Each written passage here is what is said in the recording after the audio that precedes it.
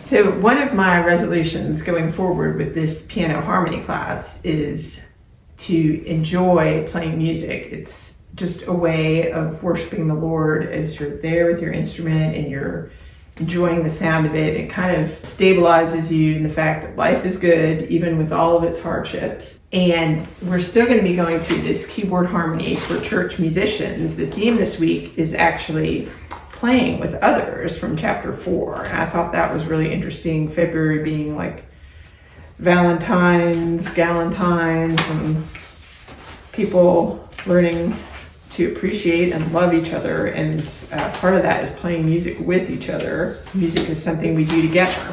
So if you go to chapter 4 in this book that I'll have linked, it talks about rhythm, melody, and harmony kind of all intersecting. And then it addresses you as a piano player, saying divide up the keyboard.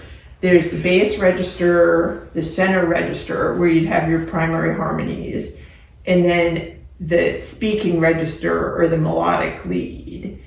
And a lot of the lack of coordination is when there's too much noise going on in the center register, which is like from C3 to C5.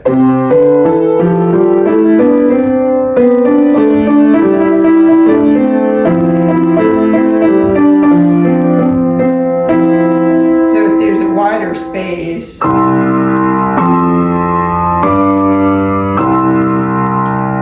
you can kind of coordinate things better if everybody's not stepping in the same territory. So I thought that was interesting. And then the more notes you have that are exactly the same notes between you, the singer, the bass player, the trumpet player, the cellist, if they're all exactly the same notes, you can kind of drown each other out.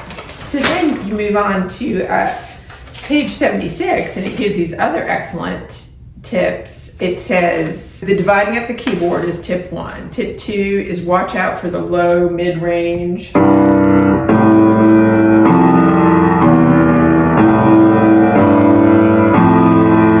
There can be a lot of muddying up in there where the bass is playing and the piano is playing really low. But you as a pianist are free to get up in the higher range if there's too much muddiness down there. The third tip is the more instruments there are, the less thirds you should play. So that's the sound of a third. And if you have like 6 instruments playing, you would not play so many thirds. You might play more fifths. Then doing something like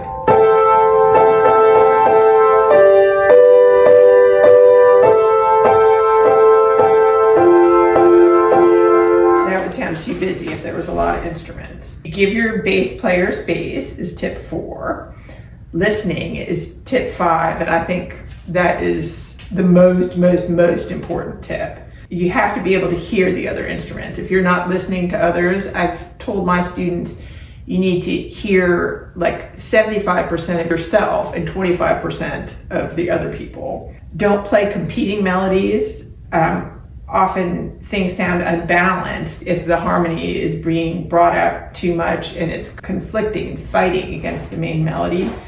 And usually the melody is going to be something that has the words with it. Don't over-represent small subdivisions of the beat, that'd be the 16th or 8th notes, because sometimes they can get out of alignment with each other if you're overemphasizing that, and you're playing 8th notes, the trumpet's playing 8th notes, the bass player's playing 8th notes. Don't play everything at the same dynamic level, so that takes some artistry to realize there's a time to play loud and a time to play very subtle, soft.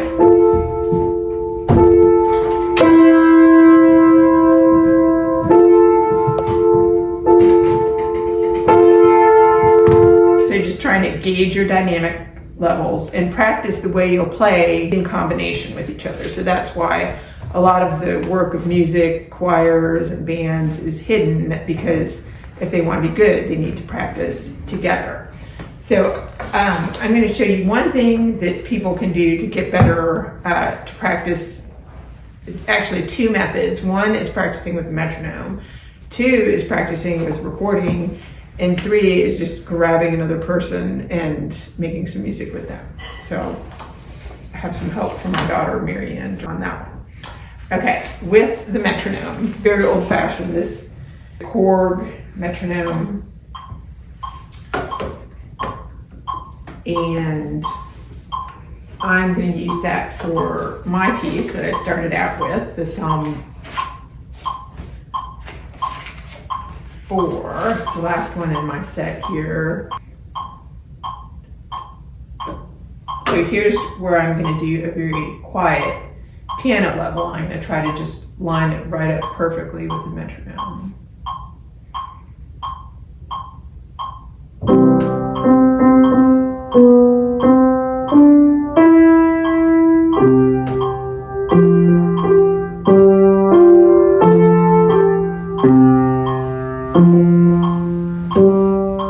I'm going to change dynamics. I'm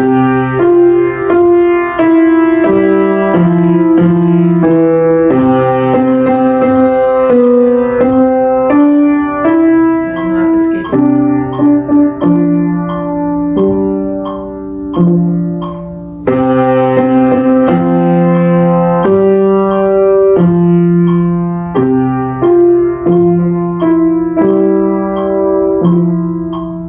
So that's an example of just getting into the groove with the metronome. I put it on 88 because there's 88 keys on the piano. Staying, I went right into this book for Come People of the Risen King, which is on page 93, and played it with the full band arrangement.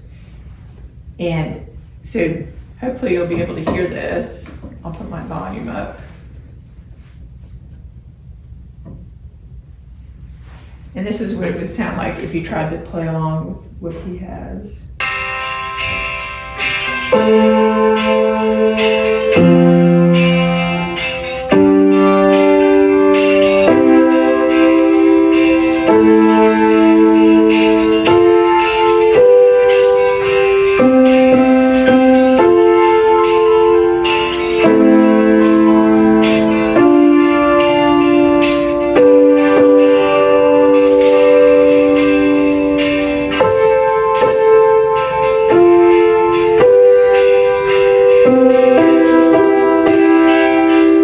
So that was fun. Now I'm going to do Take My Life and Let It Be.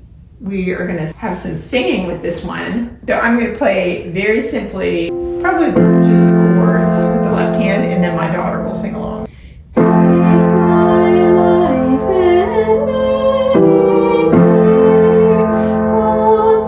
consecrated.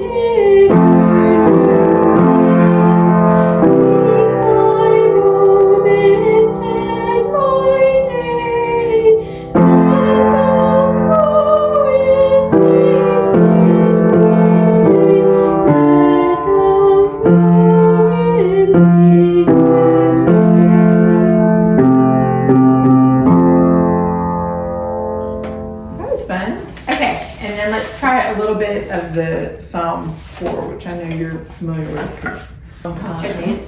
Yeah. And so here she's going to be in the middle range. And I probably will just leave out doubling her part, but I'll just play the stuff around her so that her voice has a place to shine through.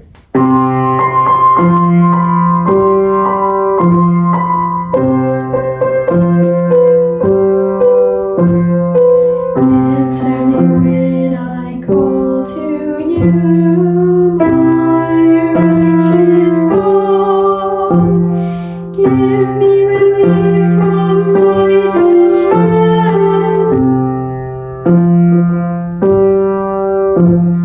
Have mercy on me and hear my prayer.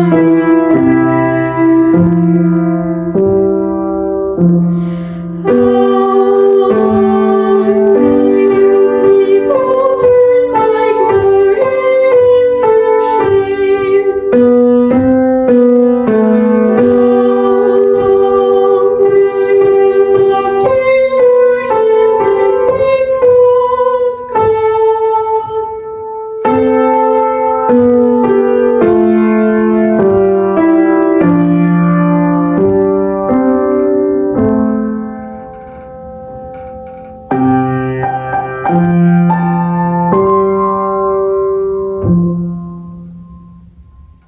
Know that the Lord has set apart His servant for Himself. The Lord hears me when I call to Him.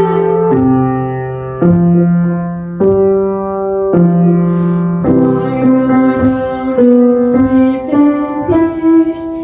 You make me dwell in safety.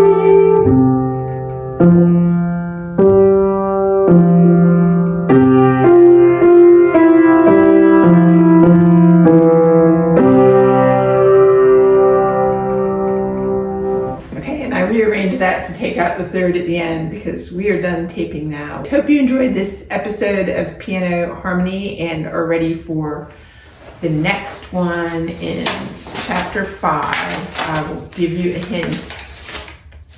It's called The Big Picture. Yay, I love that. It's about the form of a song. Okay,